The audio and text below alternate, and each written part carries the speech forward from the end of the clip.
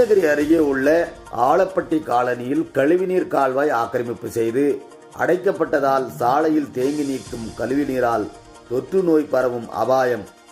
ஊராட்சி மன்ற தலைவர் எந்த ஒரு நடவடிக்கையும் எடுக்கவில்லை என கிராம மக்கள் குற்றச்சாட்டு. கிருஷ்ணகிரி ஒன்றியம் ஆலப்பட்டி ஊராட்சிக்குட்பட்ட ஆலப்பட்டி கிராமத்தில் சுமார் 600க்கும் மேற்பட்ட குடியிருப்புகளில் 3000க்கும் மேற்பட்டவர்கள் வசித்து வருகின்றனர். கடந்த பல தலைமுறைகளாக குடியிருந்து வரும் இவர்களுக்கு என எந்த ஒரு சாலை வசதிகள் மட்டுமின்றி சுடுகாடுகளுமின்றி மிகவும் சிரமத்திற்கு இடையே வசித்து வருகின்றனர். இந்த நிலையில் கிராம மக்கள் பயன்படுத்தி வந்த கழிவுநீர் கால்வாயினை தனிநபர் ஆக்கிரமிப்பு செய்து ஏரிக்கு செல்லும் கால்வாயினை அடைக்கப்பட்டுள்ளதால் கழிவுநீர் செல்ல வழியில்லாமல் சாலையிலேயே தேங்கி நிற்பதால் துர்நாற்றம் வீசி வருவதோடு கொசு உற்பத்தியும் அதிகரித்திருப்பதால் தொற்று நோயும் அதிகரித்துள்ளதால் கிராம மக்கள் பெரும் சிரமத்திற்கு ஆளாகியுள்ளனர்.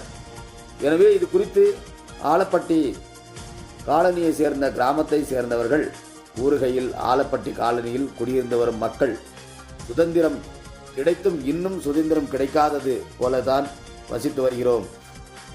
எங்களுக்கு என தனி பாதை வசதியும் சுடுகாடு வசதியும் இல்லை.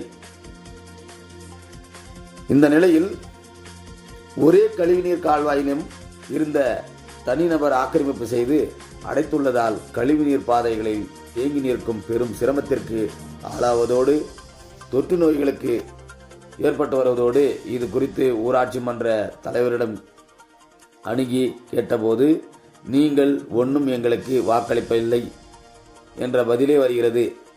எனவே சம்பந்தப்பட்ட அதிகாரிகள் இனியாவது உரிய நடவடிக்கை எடுத்து அடைக்கப்பட்ட கழிவுநீர் கால்வாயை திறக்க நடவடிக்கை எடுக்க வேண்டும் என்று கோரிக்கை விட்டு பேட்டி கிராம மக்கள். பேர் முருகாம்மா, நான் ஆலப்பட்டி காலனி. இந்த டிச்சிக்கு யாரும் எதுவுமே செய்யலைங்க சார். கேட்டாக்கா நீங்கள் என்ன செஞ்சுன்னுக்கிறீங்க, நீங்கள் எனக்கு என்ன போட்டுனுக்குறீங்க, ஓட்டு போட்டுனுக்குறீங்களா, என்ன போட்டு என்ன வர வச்சுன்னுக்குறீங்க, நாங்கள் என்ன உங்களுக்கு செய்யணும், எங்களுக்கு சம்மதம், நீங்கள் எப்படி என்ன போய்க்காங்க அப்படின்னு தலைவரை சொல்லிட்டாங்க. வீடியோ வந்தார், நீங்கள் எப்படி என்ன செஞ்சாலும் சரி, எங்களுக்கு அதுக்கு ஒன்றும் கிடையாது, நான் இதெல்லாம் வந்து பார்க்க சொன்னாங்க, வந்து பார்த்தேன், அவ்வளோதான், நீங்கள் எப்படியா ஊருக்காரி என்னமா செஞ்சுக்காங்கன்ட்டு வீடியோ சொல்லிட்டு போயிட்டாரு. தலைவர் இந்த அளவுக்கு பேசிட்டு அவங்க போயிட்டாங்க. ஊருகாரா உக்காந்து பேசினால டிச்சு கேட்டாலும் 8 லட்சம் லஞ்சம் கேட்குறாங்க. எந்த லஞ்சத்தை கொடுக்குறது? நாங்கள் கையில் காசு இல்லாத வீட்டுக்கு 3000 போடணும், என்ன 3000 கொடுக்குறது லஞ்சம்? நாங்கள் விற்கிறதையே சாப்பாடு கஷ்டம், படிக்க வைக்கிறது கஷ்டம், பிள்ளைங்க ஸ்கூலுக்கு போடுறது கஷ்டம். இந்த டிச்சு தண்ணியில் நம்ம கொசு கடிச்சு கடிச்சு நாங்கள் ஸ்கூலுக்கு பிள்ளைங்கள அனுப்பணும். எந்த வசதியும் கிடையாது இந்த ஊரில். வேணும்னா வந்து பாருங்கள், எந்த ஊருக்கார இருந்தாலும் வந்து பாருங்கள். இந்த ஊரில் இவ்வளோ ஒரு மோசமான ஊர் எந்த ஏரியாவிலும் கிடையாது. வீட்டுக்கு வந்து ஏறுது டிச்சு தண்ணினா யாரும் இது கண்ட்ரோல் பண்ணுறது யாருமே கிடையாது. யாரும் சொல்றதில்ல, அதை எடுத்து பேசுறதில்ல. இப்போ பேசாதனாலுங்க வளர்த்தி வச்சுன்னுக்குறாங்க, லஞ்சம் கொடுத்தாதான் நாங்கள் செய்வோம் அப்படின்னு பேசி வச்சுன்னுக்குறாங்க, எல்லாம் முடிவு பண்ணி உக்காந்து நிற்கிறாங்க. சார், கால்வா போட்டது வந்து இந்த வீதிக்கு ஊருக்கு கால்வா போட்டது நம்மளுக்கு தெரியாது. அந்த காலத்துலேருந்து கால்வா போட்டு எம்ஜிஆர் பேட்டிலேருந்து எல்லாம் காலனி கட்டி கொடுத்தாங்க. அந்த லைன் கால்வா போட்டது வந்து நம்மளுக்கும் தெரியாது. இப்போதைக்கு ஒரு 2 வருஷமாக கால்வாவில் தண்ணி போகிறதில்ல. கேட்டால் நாங்கள் இடத்துக்காரரை நாங்கள் விடமாட்டோம் அப்படின்ட்டு அவங்க புகார் பண்ணுறாங்க. அவங்க கால்வா தண்ணியெல்லாம் அப்படியே ரிட்டர்ன் ஆகி வீட்டு வரைக்கும் வந்துடுது. இப்போ ட்ரைனேஜ் பார்த்திங்கன்னா க்ளீன் பண்ண சொன்னால் யாருமே பஞ்சாயத்து தலைவர் ஆகட்டும், கிளர்க் ஆகட்டும், பஞ்சாயத்து மெம்பர் ஆகட்டும், யாருமே வந்து அது முறையிடல. இது வரைக்குமே ஒரு மண்ணு கூட கொட்டல. என் குழந்தைங்கெல்லாம் வந்து கிட்டத்தட்ட ஒரு 50 குழந்தைங்க பக்கம் அந்த தண்ணியிலே நடந்து போகிறாங்க, தண்ணியிலே நடந்து வீட்டுக்கு வராங்க. நம்ம எதுவுமே கண்டுபிடிக்க முடியல. யாரும் கேட்டாலும் இன்னார் செய்கிறாங்கன்றது நம்ம மேலே பிரச்சனைங்க மேலும் பிரச்சனை தான் வரதை தவிர யாரும் சமாளிக்கக்கூடிய திறமை ஆளுங்க இல்லை. இப்போ என்ன வேணா சொல்லுங்க. இப்போ வந்து எங்களுக்கு இது சரி செஞ்சு கொடுங்க. நைட் டைமில் வந்து கொசு தொல்லை ஓவராக இருக்குது.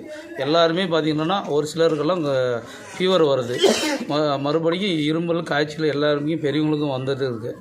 அதெல்லாம் கொஞ்சம் நீங்கள் பார்த்து சரி செஞ்சு கொடுங்க. இல்லைன்னா என்ன முறையிடணுமோ நாங்கள் கலெக்டரேட்டில் முறையிடணுமோ, இல்லை வீடியோ கிட்ட வந்து சொன்னோம். வீடியோ வந்து ஊரில் பார்த்துட்டு போனாங்க. இன்னும் வரைக்கும் இல்லை, 15 நாள் ஆச்சு வீடியோ வந்து போயிட்டு, இது வரைக்கும் வரல. கிராம சபை கூட்டத்தில் நாங்கள் சொல்லிட்டோம்.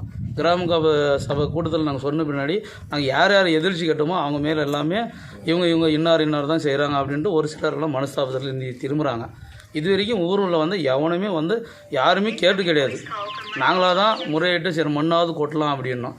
சரி இன்றைக்கி நாளைக்குன்ட்டு எல்லாருமே கொஞ்சம் பின்தாங்கி தான் நிற்கிறாங்களே தவிர யாரும் வந்து சரி செய்யலை.